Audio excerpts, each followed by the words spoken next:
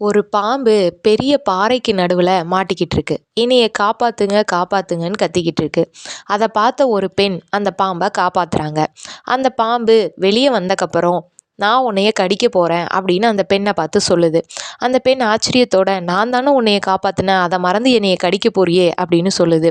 காப்பாத்துனது நீங்களாக இருந்தாலும் கடிக்கிறது என்னோட இயல்பு, இயற்கை என்றைக்குமே மாறாது அப்படின்னு சொல்லுது.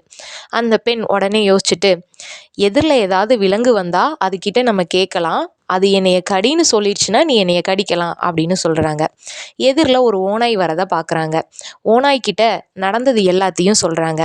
அந்த ஓநாய் தந்திரமாக யோசிச்சுட்டு, நீங்கள் சொல்கிறது எதுவுமே எனக்கு புரியலை, நீங்கள் நடித்து காமிச்சிங்கன்னா அதை பார்த்து நான் உங்களுக்கு நல்ல தீர்ப்பாக சொல்கிறேன் அப்படின்னு சொல்லுது. உடனே அதே மாதிரி பெரிய பாறைக்கு நடுவில் அந்த பாம்பை மாட்டி வச்சிடுறாங்க.